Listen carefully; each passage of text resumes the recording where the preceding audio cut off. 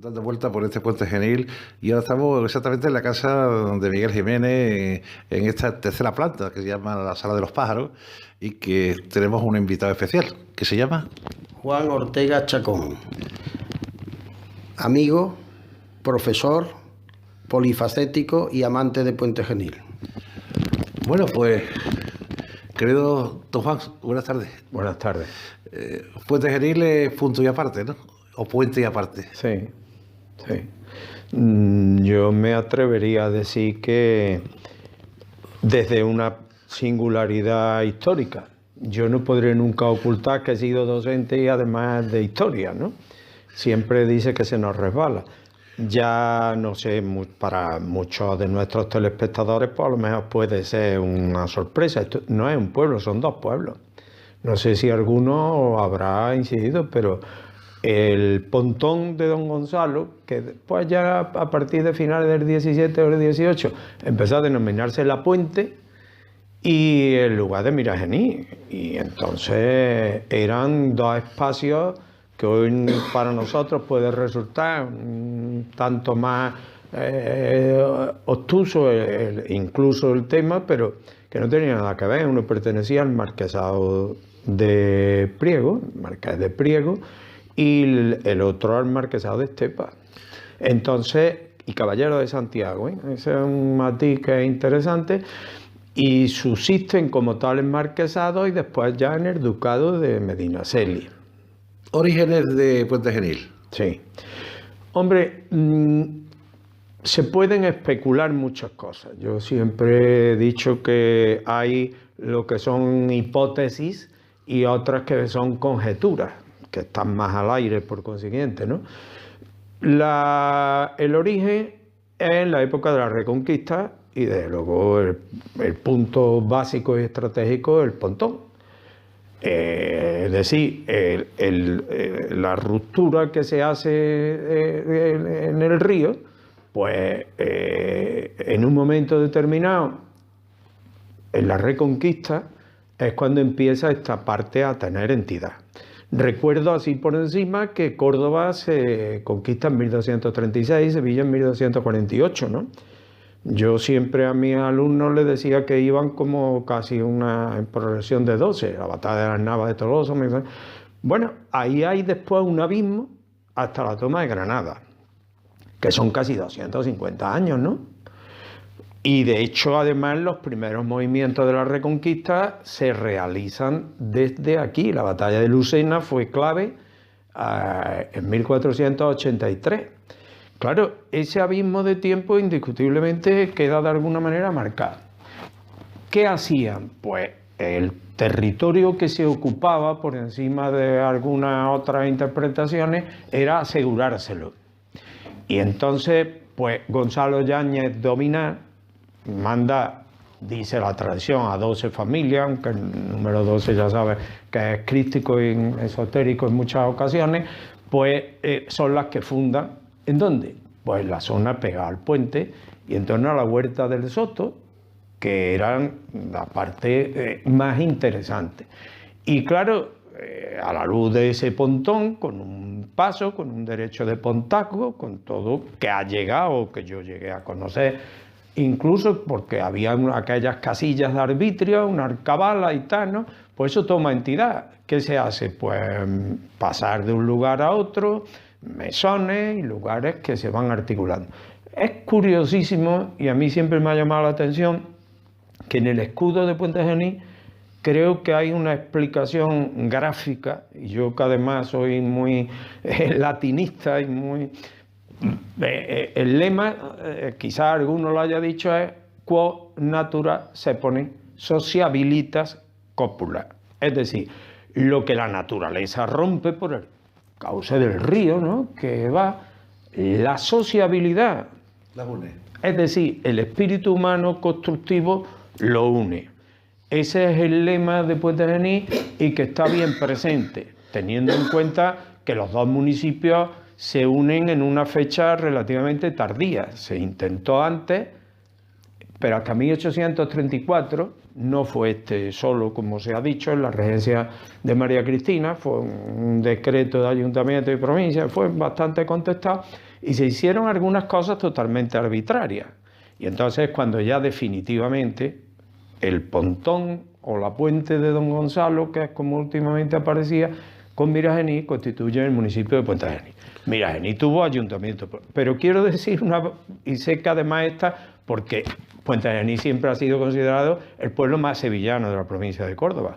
No es por halagar, es una realidad patente. Aquí siempre hemos dicho que Lucena mira a Málaga, Priego a Granada y Puente Genil a Sevilla. Los otros han mirado un poquito más a la capital, teniendo en cuenta que la provincia de Córdoba es, por decirlo de alguna manera, muy distinta a la provincia de Sevilla. De manera que entonces Puente Genil ha sido el más sevillano de todos. Piensa que Herrera está a 5 kilómetros, ¿no? Pero es que fíjate, como diócesis, y esto es lo curioso que quería, y para que nuestros telespectadores pues tengan una idea, no siguió perteneciendo a la diócesis de Sevilla Miragení hasta 1958. Es decir, que, bueno, exactamente, eso hasta ayer por la mañana. Dos anécdotas que creo que pueden ser muy gráficas. Yo recuerdo muy de niño de que aquí vino a confirmar, entonces no era como ahora que están los vicarios, sino que lo hacía el obispo, el cardenal Segura, confirmó en Miragení. Y luego el puente, ¿no? Ese abrazo, había unos pecados, se llamaban, yo lo cuento esto siempre como anécdota porque también es expresivo, que se llama pecados que había en unas provincias, eran veniales y que se podían, bueno, una conciencia muy estricta de esto había. Bueno, pues había gente que pasaba el puente en una dirección a otra porque esos pecados veniales eso en una diócesis y otra no. Esto era diócesis de Córdoba y Miragení, la parroquia de Santiago, porque los caballeros de Santiago fueron los que fueron los primeros antes del marquesado de Estepa al que pertenecía. Eso hace que entonces la ligazón de Puente Genil, sin renunciar a su cordobesismo, ¿no? Pero que ha sido muy sevillana y esos elementos siguen aún presentes. Don Juan, Reconquista, Don Pelayo, época cristiana, presencia religiosa aquí en Puente Genil. Sí, yo me atrevo a decir, bueno, fue en general, ¿no? Cuando realmente, porque el tiempo anterior a partir de los Reyes Católicos. Entonces, el siglo XV debemos de entender como ese que no es como alguien plantea, ¿no?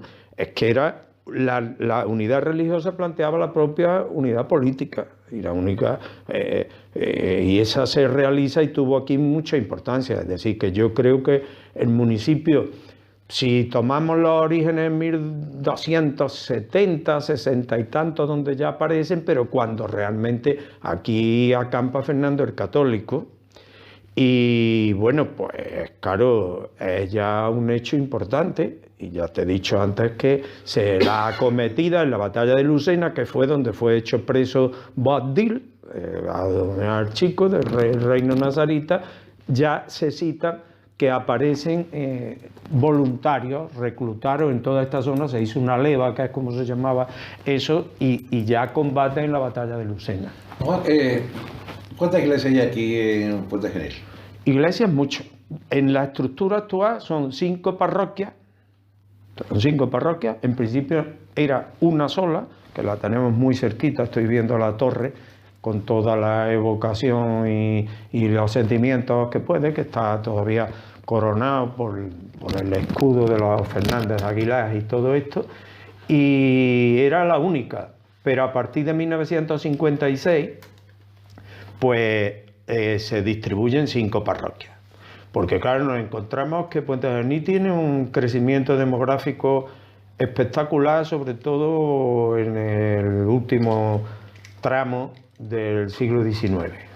Hasta tal punto que de ser un pueblo insignificante, pues empieza a fagocitar, por decirlo de alguna manera, a multitud de estos pueblos vecinos, y entonces hay una verdadera explosión demográfica, ¿no?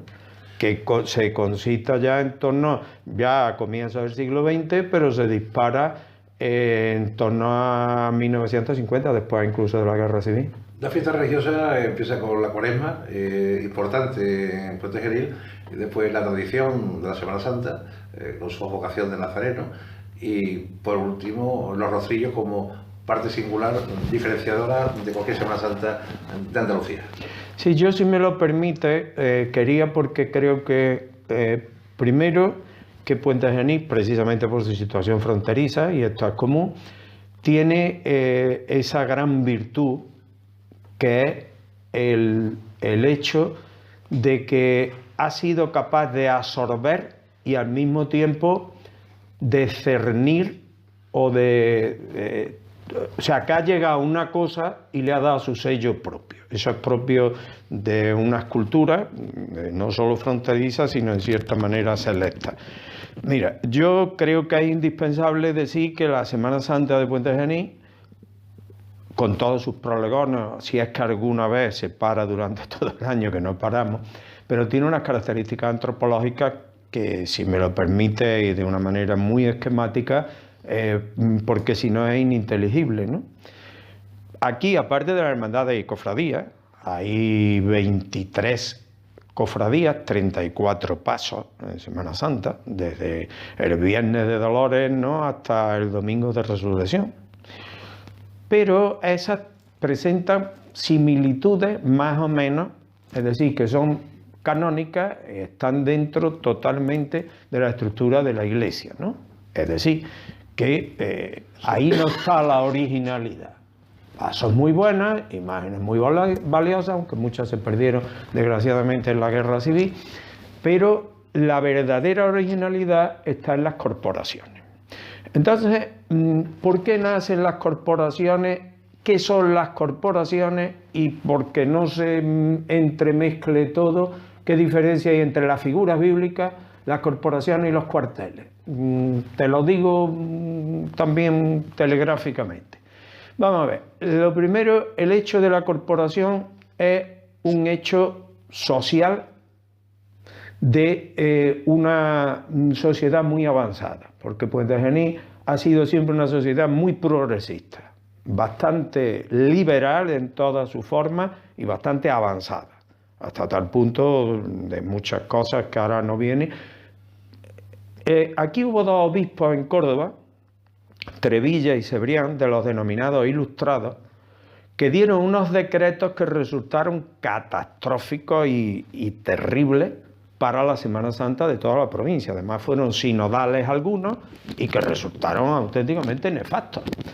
Por ejemplo, uno de ellos, Trevilla, que por cierto era aragonés, dio prohibición total y absoluta de que se hicieran procesiones de noche y que desaparecieran, fíjate bien, no solo las figuras bíblicas que eran comunes en casi todas las partes de Andalucía, incluso de España, sino las músicas y todo lo demás. Es decir, quiso liquidar, por una idea avanzada, la Semana Santa y las cofradías. Tan nefasto fue eso que en Córdoba capital prácticamente acabó con la Semana Santa. Se redujo a una sola procesión, el Viernes Santo de la Noche, y esas proscripciones las aprobó el Consejo de Castilla. ¿Y qué pasa en Puente Genil? Bueno, pues pasa que los pontanenses se rebelan, yo le llamo el Puente Genil desobediente, el Puente Genil rebelde ante esa situación. Entonces, más o menos, pues siguen con esa figura bíblica.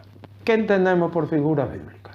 Los personajes que acompañaron en el barroco, sobre todo a partir de inicio del siglo XVII, que ya en la Cofradía de Jesús, que es la primera que las pone, las primeras son los evangelistas, son de 1662, en torno ahí ya las encontramos documentadas. Son personas vestidas de acuerdo y que representan a personajes, pero no de la pasión solo, que es donde está quizás la parte más interpretativa, sino que nos aparecen de personajes del Antiguo Testamento, del Nuevo Testamento no pasionista, es decir, que la samaritana, por poner un ejemplo, ¿no?, es una figura bíblica pero no es pasionista como lo puede ser Barrabás o Simón Cirineo. Y los símbolos, alegorías, que es donde realmente resplandeció ese barroco y es lo que parece que molestaba a estos obispos ilustrados. Es decir, que se representaban virtudes como la fe, esperanza, caridad, las teologales, las cardinales, las morales, los dones del Espíritu Santo, las postrimerías. Y de hecho nos encontramos entonces con ese bloque de figuras bíblicas que son Antiguo Testamento, Nuevo Testamento no pasionistas, pasionistas y los símbolos alegóricos, que se han ido después multiplicando y evolucionando en el templo. Pero esas son las figuras. ¿Qué es la corporación? Pues mira, la corporación surge, yo no creo que antes, según mis investigaciones, no antes de la Constitución de Cánovas o en torno a Cánovas. En realidad la sociedad, la separación y el peso de la sociedad civil respecto a la eclesiástica se produce en la de 1876 y los preludios de ello. Entonces, estas corporaciones resucitan, podríamos decir, la figura después de todas las reverdías, pero deciden separarla de la Iglesia. Y entonces se erigen como asociaciones cívico-religiosas, que contribuyen libremente a los desfiles procesionales. Pero ojo, mientras que una cofradía era el obispo de la diócesis y la autoridad eclesiástica la que tenía que aprobarla con sus reglas, como en todos los demás sitios, son los ayuntamientos que lo facultan. Y entonces nos encontramos con la corporación bíblica, que lógicamente pues es de alguna manera estar dentro y fuera de la Semana Santa. No obedecen a la autoridad eclesiástica, pero contribuyen al esplendor de las procesiones. Y entonces ese es el hecho, que esas sociedades, por otra parte, buscan una sede. Las cofradías, los cabildos, pues siguen celebrándose, pues lógicamente, dentro de las iglesias que se han estado celebrando hasta hace mucho tiempo, la collación, como se le llama en Sevilla, que era un término. Pero estas corporaciones, como no están sometidas a la iglesia, buscan una sede fuera de ella. La cofradía reúne el cabildo. ¿Dónde se reunían las corporaciones? Y ahí aparece la palabra cuartel, que algunos han tratado de decir que si es militar, absolutamente nada de eso. Los pueblos y las ciudades se dividían en manzanas y cuarteles. La división de las ciudades, además aquí te especifica en algunos momentos, había 20 y tantas manzanas, bueno, pues entonces el cuartel era la parte civil. Y claro, al final, ¿qué ha pasado? Pues que se han producido metonimias con las que se confunden unas cosas con otras. Y entonces la gente dice el cuartel de los apóstoles como si fuera la corporación de los apóstoles. No sé si me habré, pero figuras bíblicas, corporación es ya un hecho asociativo en las que puede haber, te he dicho antes, la cofradía, puede haber 60 y más, 70, divididas en esa forma, que están formadas por señores, por personas, que después pueden pertenecer a otras cofradías. Y de hecho lo común es que cada corporación bíblica esté en cierta manera ligada a unos titulares de cofradías, pero que son independientes.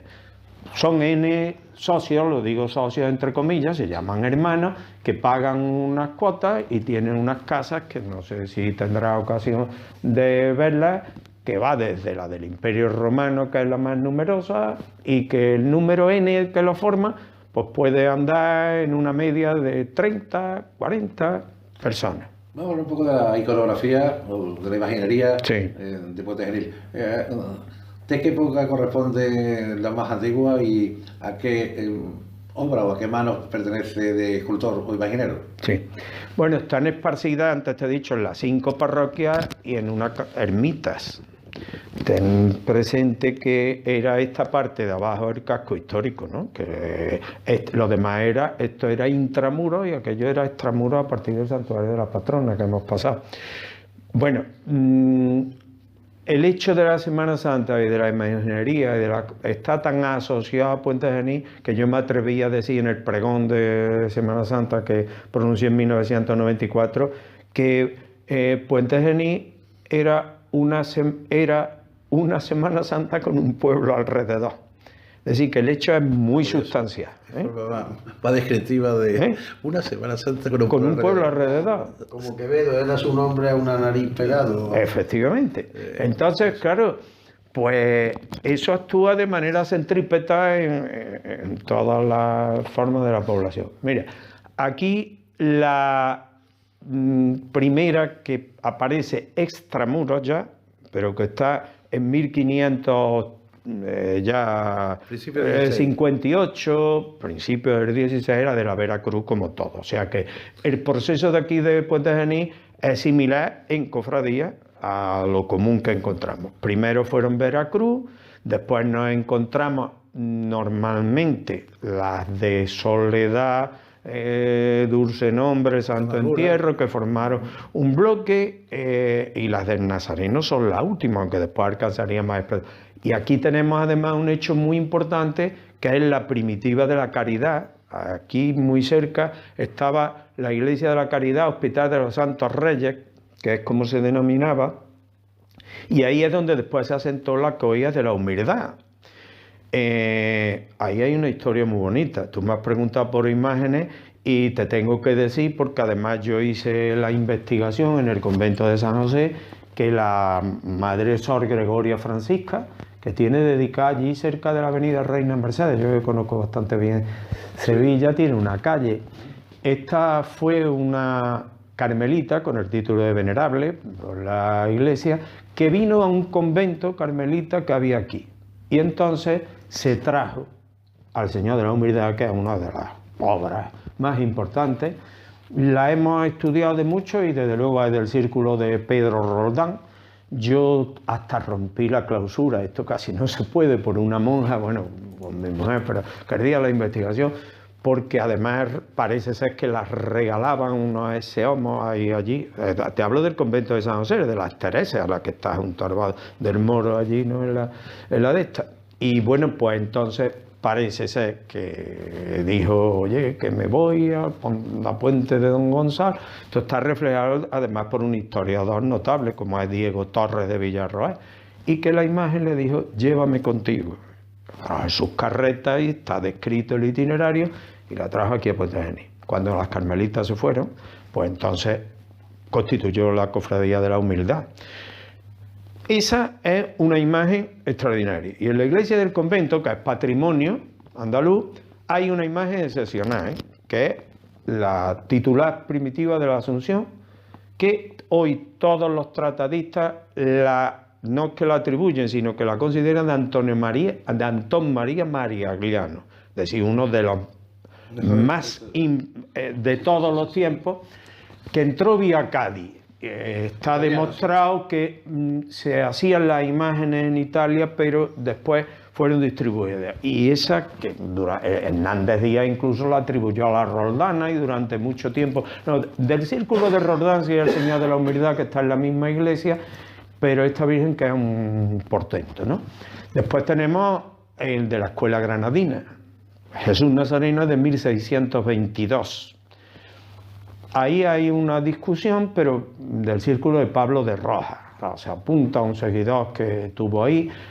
Habló de 1622, la imagen del yacente del Santo Entierro de 1622, el resucitado que está en la parroquia del Carmen de 1636 de Alonso de Mena, que era el padre de Pedro de Mena, ¿no? Alonso de Mena de Medrano, y esto después. Después encontramos una imagen muy interesante que se procesiona nada más que cada 5 años, que es el Cristo de la Sangre, que es de papelón, aquello que se llamaba papelón, de finales del 16. Y hay un cuadro interesantísimo que ese se salvó en la Guerra Civil, que hay nada más que 2 en España, sobre los flagelantes, porque la cofradía de la Veracruz fue de sangre, fue de... Sí, además Veracruz tiene en todo el mundo... Exactamente. La verdad que tiene bueno, pero aquí hay un cuadro que es de finales del 16 que se logró restaurar, en la que aparece la procesión con los flagelantes. Y ese Cristo, que era el Cristo de la Sangre, pues de papelón, que es de finales del 16. Y después pues encontramos ya imágenes algunas perecieron en la Guerra Civil. Aquí había un preso que era de Mora, casi seguro lo tenemos, que lo regaló además el duque de Medinaceli por la ligación de la casa con los cautivos. Pero ese se perdió en la Guerra Civil. Y después imágenes la mayoría últimas de escuelas sevillanas. Aquí encontramos imágenes, hay una atribución a Illanes, a Rivera, de V. de Luque, de Ventura, de los imagineros más Miñarro, incluso algunas y tal, ¿no?, de estas últimas. Y luego hay algunas singularidades, por ejemplo el templete del Señor de la Columna, que es del siglo XVIII, era de una sacramental, porque curiosamente, y creo que es una singularidad en España, no es el clásico de la flagelación, ¿no?, sino que va en un templete de estilo rococó, porque me gustaría al aire, ya que vamos dando puntadas, que aquí el siglo XVIII fue más importante que el XVII. Sobre todo por un barroco tránsito al rococó muy desarrollado en el área de Lucena y de Priego. Ahí están los hurtados izquierdos, ahí está Pedraja y tal, que utilizaron elementos yeserías de una calidad formidable, utilizando recursos como los espejos y tal, ¿no? Y es donde encontramos, tanto en la retablística como en algunos elementos, el siglo XVIII fue más importante, en tanto y cuanto que el municipio había ido subiendo en tanto el número de habitantes como en factores económicos. Hemos recibido una lección magistral sobre todo lo que corresponde. Esto no es más. Esto es grandes flochazos. Vamos a hablar también hay también, además de las hermandades, de las de pretencia, las sacramentales y las eucarísticas, ¿no? Sí. Y las de gloria. Sí. También hay aquí gloria, también hay eucarísticas y sacramentales, ¿no? Y es curioso, fíjate que en los documentos que pisamos eran casi más importantes. Como en todos los sitios, y sabes que en Sevilla, porque yo la conozco bastante bien, las hermandades de gloria y las sacramentales tenían una mayor fuerza. Y después... Grandes familias, Juan. Sí. Siempre las glorias han sido de grandes familias que han apostado por la hermandad, han sufragado los gastos, su familia, alrededores, amigos, y son las que la han protegido. Si no, las glorias se hubieran perdido. Y te digo de Sevilla igual, ¿eh? Sí, no, si yo conozco algunos y tengo amigos en ellas. RC, por ejemplo, la perseguida del RC de allí en Puerta Real, ¿no? En la Puerta Real, efectivamente. Mira, aquí las sacramentales fueron muy importantes, teniendo en cuenta que la parroquia de la Purificación, pero al mismo tiempo en Miragení tenía la suya. De hecho, aquí hay dos corpus, porque lo entiendan, ¿no? Ahora es que han cambiado. Efectivamente, es que a Miragení siempre se le ha dicho la Triana de Fontanensa, ¿no? Y claro, pues entonces eran muy importantes. Pero además había otras como las de Ánimas Benditas, hoy extinguidas, de San Miguel Arcángel, la del Carmen. Encontramos además una proliferación de cosas que aparecían, y desde luego la de la patrona de la Purísima Concepción. Ten presente que Puetejení nombra patrona a la Purísima. Primero fue la del Rosario, después de la batalla de Lepanto se generalizó en 1571, muchas en España, pero esta es declarada patrona en 1650, que coincide con la peste, en la que en Sevilla está muy bien, además vinieron médicos de Sevilla intentando atajarlo, y esta Virgen es proclamada patrona en 1650, digo porque es una fecha muy temprana, cuando 200 y algo años de que fuera dogma, de manera que Puetejení fue una curiosamente, en Sevilla, en la Hermandad del Silencio, lleva un nazareno que se llama de espada, claro, y que esa espada representa es la defensa, claro, del dogma de la Inmaculada. O sea, y la pugna con los dominicos y todo esto. Aquí fueron los franciscanos, que aquí las órdenes que se asientan son franciscanos, mínimos los primeros, de San Francisco de Paula. Esta iglesia que está ahí, el convento era de los mínimos de San Francisco de Paula, de cajón, de crucero fingido. Y después vienen alcantarinos, cuando en el 1834 la desamortización, hay que hablar de desamortizaciones más bien, pero vamos, la de Mendizábal fue la que más. Entonces se fueron los mínimos y los otros.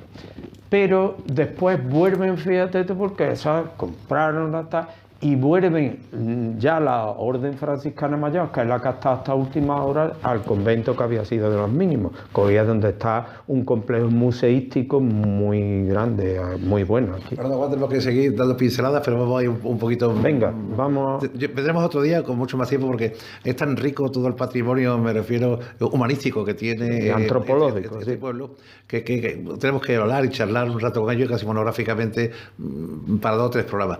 Entonces, Juan, vamos a hablar un poco también de las fiestas culturales intrínsecamente propias de Puente Genil. Sí. Bueno, la Semana Santa, yo no sé, porque hay quien habla de que era más importante el carnaval. Nosotros por nuestra edad no lo conocimos, ¿no? Es verdad que era importante, y fíjate bien, recuerda lo que dije al principio de ese tomar, pero al mismo tiempo acuñado, sellar. A diferencia de las murgas y de tal, ¿no? Que ahora todo se lo ha tragado Cádiz con las chirigotas y tal. Aquí había estudiantinas, porque aquí vinieron muchas... Rondallas. Sí, pero estudiantinas, fíjate, con habaneras, porque aquí hubo muchos indianos. Un indiano fue el que hizo, por ejemplo, esa casa de estilo veneciano que está ahí, que alberga ahora al casino, pero el maestro Medina, que fue el que hizo... Y entonces el gusto por la habanera en Puente Genil se desarrolló extraordinariamente. Y entonces, aparte de las murgas, que eran más bajitas, eran artísticas, y la mayoría de las coplas que se conservan, muy interesantes, de los años 20 y todo esto, pues eran de esas estudiantinas, que además hacían unos cantos a la mujer pontana y a todo lo demás. Y entonces, pero después realmente en la Semana Santa la más importante, hay una feria, el Día de San Marcos, que es el 25 de abril, y bueno, fiestas después todo el mundo, porque ya lo dijo el poeta Manuel Reina, decía: mi pueblo es tan alegre, risueño y bullicioso como una pandereta. El poema está escrito a finales del 19. Bueno, Juan, yo quería, de esto podemos seguir hablando mucho rato, pero sería interminable la entrevista, pero sí quería que hablaras un poco del mundo del flamenco y la relación con Puente Genil. Mucha, bueno, hombre, puede parecer presunción lo que yo voy a decir, pero Puente Genil ha aportado en el flamenco tangible, ¿no? Porque hay un flamenco que yo le llamo arqueológico, que dice que si estaba, que si Cádiz, o sea, que si ya los tartesos, a mí eso me parece pura... Aunque yo seguiría escuchándote, Juan, porque merece la pena. Muchas de las cosas que tú dices casi no las sabe casi nadie. Has llevado toda tu vida estudiando y enseñando, aprendiendo y enseñando. Pues ahora yo quisiera cambiar de tema y que nos hablaras un poco de la poesía, de los poetas de Puente Genil, lo vinculado, y sobre todo lo que se vincule también con el mundo del flamenco, que yo sé que eres un gran aficionado y un gran apasionado y un conocedor de todos los movimientos flamencos que ha habido en este pueblo. Sí, pues los 2 espacios que me dices son 2 carismas, por decirlo de alguna manera, tanto la poesía como el flamenco. Por el flamenco, quizás habría que decir que Puente Genil es un enclave flamenco.